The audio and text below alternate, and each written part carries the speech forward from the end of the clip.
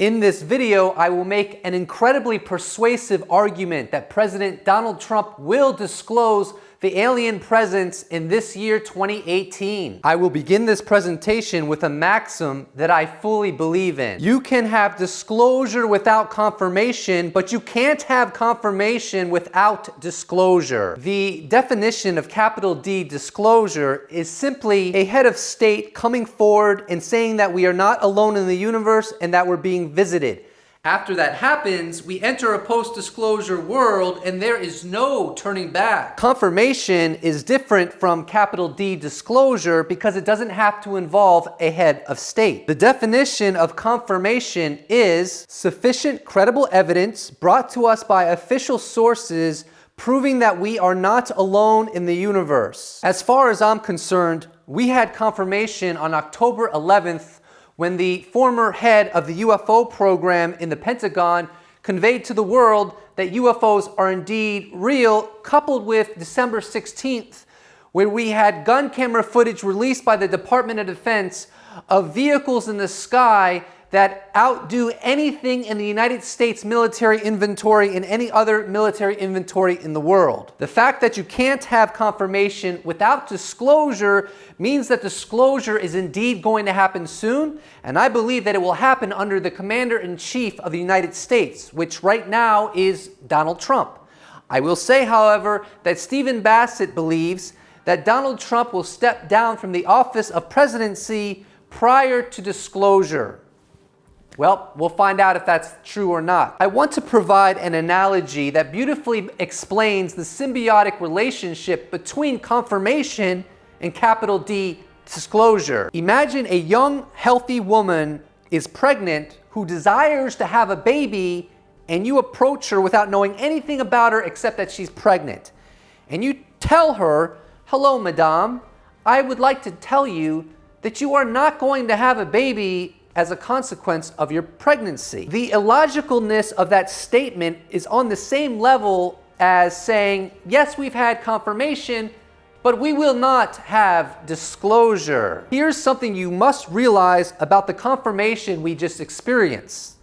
Let's say that the confirmation process is 40 weeks, just as pregnancy is 40 weeks. We are currently only in the first few weeks of confirmation, or as I like to reference it, cosmic pregnancy. And I would argue that there are forces in this universe that nobody can control that desires capital D disclosure occurs very, very soon.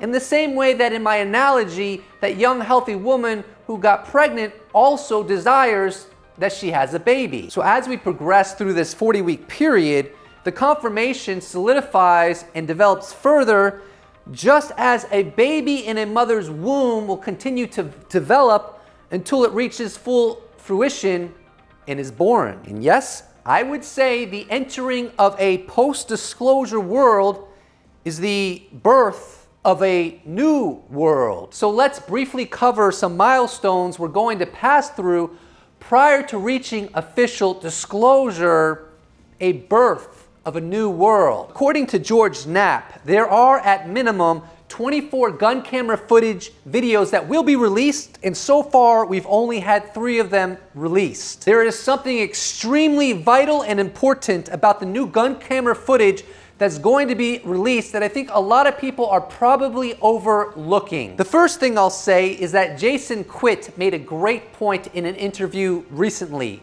From my recollection, he basically said that the first release of gun camera footage will be essentially the lowest quality of gun camera footage. And as we continue to have more gun camera footage released by the Department of Defense, the quality will increase. This actually makes a whole lot of logical sense. It's kind of like if you were to lift weights. You wouldn't start, bench pressing 300 pounds, you would start bench pressing 65 pounds. And so the Department of Defense, the Pentagon, is trying to acclimate us to the ET reality. And as we get more and more of that gun camera footage, the quality of it will inevitably increase. And as we receive higher and higher quality footage from the Department of Defense, I would suggest viewing this process as the undertaking of the cosmic pregnancy. Remember, our cosmic pregnancy is roughly 40 weeks. So the confirmation is going to continue to develop, continue to solidify until, of course, the fruition of it, which will be the birth of a new world, a post-disclosure world. There is another enormous element regarding the future releases from the Department of Defense that I think many people are overlooking, and which adds ammunition to my argument that you simply cannot have confirmation without disclosure. Did you notice that with the Nimitz gun camera footage, there have been two individuals interviewed corresponding with that footage? Their names are David Fravor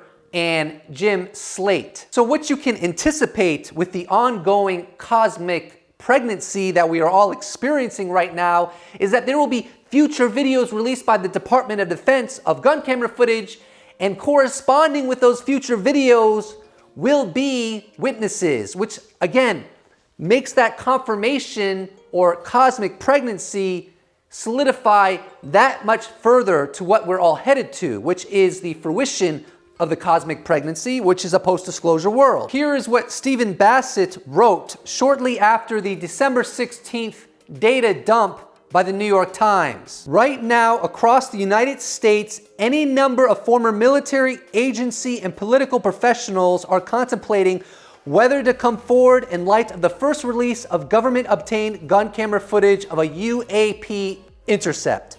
The recent action by the Pentagon is perhaps by design not containable. So here is what I anticipate is going to occur as we move further and further into the cosmic pregnancy. All over the world, former agency, political, and military professionals are going to come forward with their stories, and they're going to spill the beans. They're going to feel empowered to do so because of all of this data that's coming out from the Department of Defense and all of the witnesses such as David Fravor and Jim Slate, which is only the beginning, coming out in correspondence with that data. And so it's almost like a new kind of Me Too campaign, which is something that Stephen Bassett said during the Jimmy Church interview. This brings us to the metal alloys that were discussed in the New York Times bombshell article on December 16th. Here is an excerpt. Under Mr. Bigelow's direction, the company modified buildings in Las Vegas for the storage of metal alloys and other materials that Mr. Elizondo and program contractors said had been recovered from unidentified aerial phenomena. Researchers also studied people who said they had experienced physical effects from encounters with the objects and examined them for any physiological changes. In addition, researchers spoke to military service members who had reported sightings of strange aircraft. Has it dawned on anyone that the New York Times by no means had to include the notion that the American government has in its possession metal alloys that were attained from crashed UFOs? Even George Knapp has gone on the record saying he was incredibly surprised that they included that data in the New York Times article, and George Knapp is heavily connected with Robert Bigelow and the To the Stars Academy team. So then, why did the New York Times disclose the information that the US government is in possession of metal alloys from ET crafts? And the answer is quite simple. It's because the US government is doing this whole thing so that the cosmic pregnancy comes to a fruition of disclosure. Or, if you want me to put it in a much less flowery way, the US government simply wants to disclose the reality that we're not alone and we're being visited by ET crafts on a regular basis. And since the government genuinely initiated the disclosure process, the government knew that at some point, probably very early on in a post-disclosure world, that investigative journalists throughout the world are going to dig deep into the Roswell incident because it's so well documented and because there are so many credible witnesses to that event, and eventually the pressure is going to be enormous and the US government is going to have to spill the beans that they are in possession of UFO crafts. And so to acclimate all of humanity early on, that's why in the New York Times article, it speaks about the possession of UFO alloy artifacts. The last thing I want to cover is as the United States gets closer and closer to being responsible for the cosmic pregnancy, Xi Jinping of China and Vladimir Putin of Russia are going to be paying exquisitely close attention. And as the United States gets so close to disclosure, one of them may indeed pull the carpet from America's feet and ensure that they disclose prior to the United States disclosing, so that they get the geopolitical advantage, the legacy of all legacies. Regardless of what country ends up disclosing, the universe's bidding shall be done, and the cosmic pregnancy will come to full fruition, and we will step foot into a brand new world in a post-disclosure world. My name is Ryan, and you have been watching another episode of Post-Disclosure World. If you enjoyed this video, I do hope that you will subscribe, because you're not going to want to miss any future episodes. Trust me.